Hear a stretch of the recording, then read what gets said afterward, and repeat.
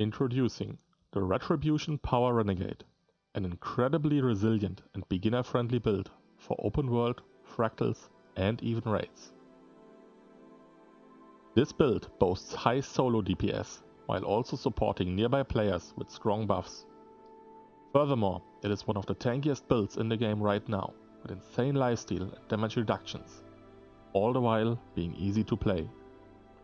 For the gear, you want to generally go full Diviners, but you can sneak in a few pieces of Berserker or even Marauder.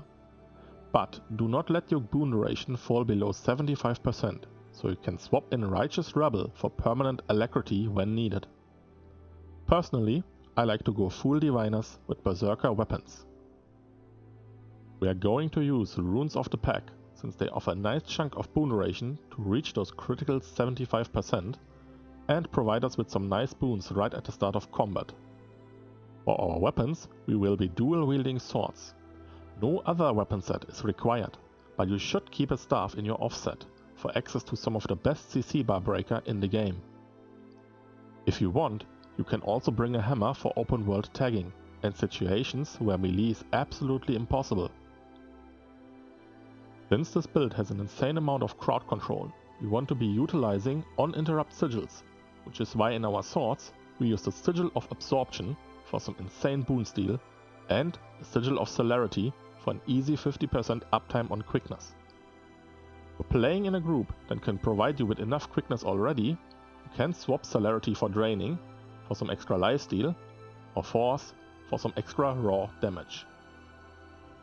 Either way, since we will be using our staff always for break bars, we want to upgrade it with a Sigil of Paralyzation and another sigil of your choosing. Personally, I prefer Absorption. For our consumables, we will be taking the regular meta power food, but if you're filthy rich, you could also use Writs of Strength. One of the pillars that makes this build so tanky is the high amount of stacking percentage reduction. We've got permanent protection, permanent determined resolution, and a high uptime on Vengeful Hammers.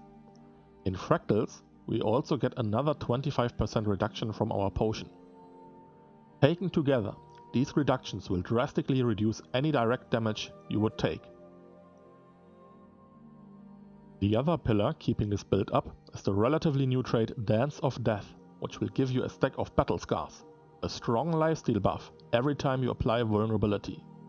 This will synergize extremely well with the Renegade's insane potential to apply vulnerability via its utility skills Darkrazor's Daring and Icegrazor's Ire. Darkrazor's Daring is our key skill. It will trigger up to 6 interruption events, which each will proc Ashen Demeanor for some quick Battle Scar stacks, Dwarven Battle Training for a plus 10% damage modifier, and both of our sigils for quickness and AoE boon steal. The other skill, Icegrazor's Ire, is a strong single target attack, which also applies a whopping 40 stacks of vulnerability, each giving you another source for stacks of Battle Scars. Since each stack of Battle Scars, however, decays after 10 seconds, we will need a way to proc them before that. This is where Jealous comes into play, namely the rotating Vengeful Hammers, which will hit enemies around you 3 times per second, triggering your Battle Scars as well as their own lifesteal, while protecting you from damage. A simplified rotation therefore looks like this. You start in Kala, immediately cast Darkrazor and Icegrazor. Make sure the circle is overlapping you, so you get protection from your All for One, and quickly switch to Jealous and activate the hammers. As you can see, this rotation leaves you with some extra energy in between the stance swaps. You can use this extra energy however you see fit, but here's a quick overview of your options. Chilling Isolation. This is a pretty cheap attack that does 50% more damage if it hits a lone target. You should use the skill whenever you can, even if you can't single out an enemy. Unrelenting Assault. A strong ability that also gives you a lot of dodge frames.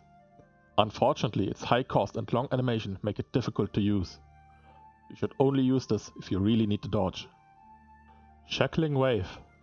A high damage cone ability that also roots and applies vulnerability.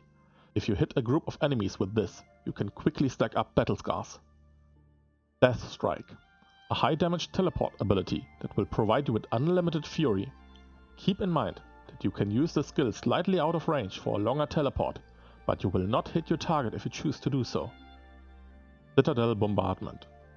A pretty expensive skill, but it hits like a truck, especially since we have the Grandmaster trait for it equipped. Use this whenever you have a large amount of energy left and you are about to switch stances.